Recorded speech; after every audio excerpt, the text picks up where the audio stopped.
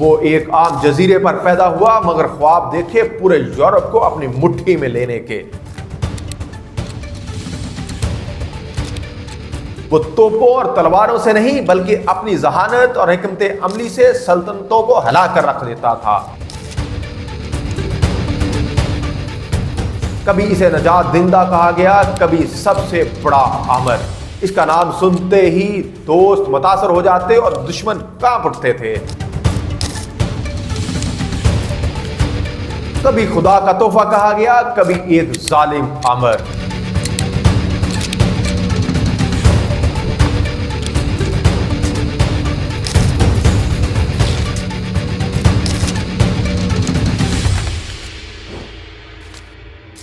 السلام علیکم ناظرین، میں ہوں آپ کا میزبان AK آزاد۔ آپ دیکھ رہے ہیں ہمارا ڈیجیٹل میڈیا۔ ناظرین، تاریخ کی گلیوں میں کچھ شخصیات ایسی ہیں جو وقت کی گردش سے بڑی ہو جایا کرتی ہیں۔ وہ صدیوں تک لوگوں کو حیران اور متاثر بھی کرتی ہیں، کبھی کبھی خوف زدہ بھی۔ ان سب میں نمایاں نام ہے نپولین بوناپارٹ۔ ایک ایسا انسان جو چھوٹے جزیرے پر پیدا ہوتا ہے لیکن خواب دیکھے پورے یورپ پر حکومت کے۔ ایک ایسا کمانڈر کبھی ناقابل شکست نظر آیا مگر آخر کار اپنی ہی غلطیاں اسے لے ڈوبیں۔ اس کی زندگی نہ صرف جنگوں اور فتوحات کی داستان ہے بلکہ سیاست، قانون اور عالمی تعلقات پر بھی اس کا گہرا اثر رہا۔ نپولین بوناپارٹ کی کہانی ایک عام جزیرے پر پیدا ہونے والے بچے کی ہے جو اپنی ذہانت، عزم اور بے خوفی سے پورے یورپ کو اپنی مٹھی میں لے لیکن آخر کار اپنے ہی غرور اور غلطیوں کے ہاتھوں سب کچھ کھو بیٹھا۔ وہ 15 اگست 1769 کو بحیرہ روم کے جزیرے کورسیکا میں پیدا ہوا۔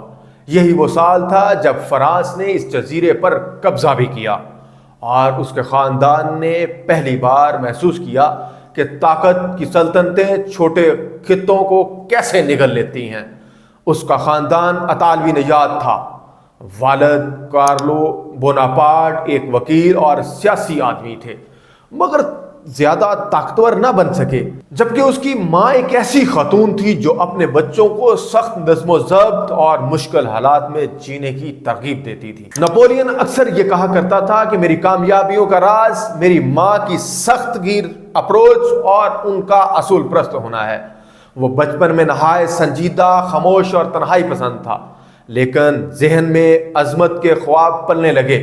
1779 میں جب وہ صرف 9 برس کا تھا اسے فرانس کے فوجی اسکول بھیج دیا گیا۔ پیرس جیسے بڑے شہر میں آ کر اسے مذاق اور طنز کا سامنا کرنا پڑا کیونکہ وہ فرانسیسی زبان روانی سے نہیں بول پاتا تھا، لیکن یہی طنز اس کے دل میں آگ جلا گیا۔ اس نے مطالعے اور فوجی سائنس پر پوری توجہ لگا دی۔ توپ خانے، ریاضی اور تاریخ میں وہ کمال دکھانے لگا۔ 1784 میں اس نے پیرس کے مشہور ملٹری اسکول میں داخلہ لیا جہاں اس نے توپ خانے کی تعلیم حاصل کی اور جولیس سیزر و ہینیبال جیسے عظیم جرنیلوں کی تاریخ پڑھ کر کہا ایک دن میرا نام بھی انہی کے ساتھ لکھا جائے گا۔ 1799 میں انقلاب فرانس آیا اور پورا ملک افراتفری کا شکار تھا۔ شاہی نظام ٹوٹ گیا اور نئی طاقتیں ابھرنے لگیں۔ اسی ہنگامہ خیزی میں نپولین کو پہلا موقع ملا۔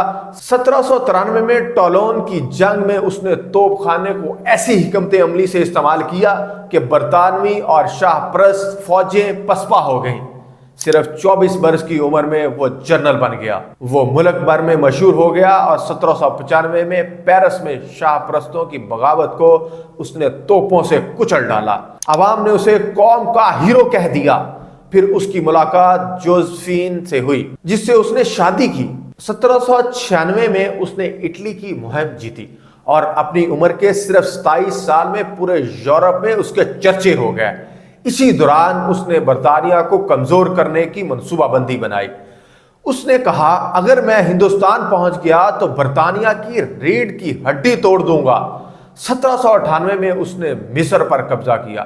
ٹیپو سلطان اور سلطنت عثمانیہ کے سلطان عبد الحمید کو خطوط لکھے لیکن برطانوی ایڈمرل نیسلن نے نیل کی جنگ میں فرانسیسی بحریہ تباہ کر دی اور نپولین کے ہندوستان کا خواب ٹوٹ گیا۔ 1799 میں وہ فرانس واپس آیا اور اقتدار پر قابض ہو گیا۔ 1804 میں اس نے خود کو شہنشاہ قرار دیا تو آج پوشی کی تقریب میں اس نے تاج پوپ سے چھین کر خود سر پر رکھا اور کہا طاقت خدا یا پوپ کے ہاتھ سے نہیں میرے اپنے ہاتھوں سے آتی ہے۔ 1805 میں آسٹرلیٹز کی جنگ اس کی سب سے بڑی فتح ثابت ہوتی ہے۔ اس نے اپنے قوانین میں نپولین کوڈ کو نافذ کر دیا جو آج بھی کئی ممالک میں رائج ہے، لیکن اس کی سب سے بڑی کمزوری انگلینڈ تھا جسے وہ کبھی شکست نہ دے سکا۔ 1812 میں اس نے 6 لاکھ فوج کے ساتھ روس پر حملہ کیا، لیکن سخت سردی اور روسی حکمت عملی نے اس کی فوج کو تباہ کر دیا۔ یہ اس کے زوال کی شروعات تھی۔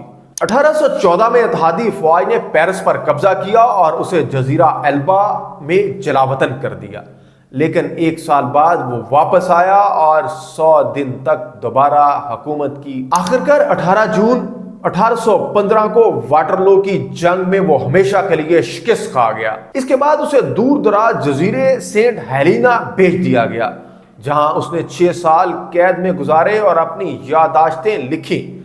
5 مئی 1821 کو وہ صرف 51 برس کی عمر میں مر گیا۔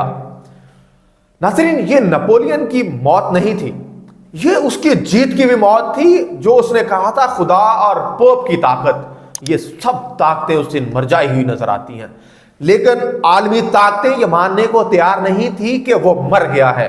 نپولین کی وراثت آج بھی زندہ ہے۔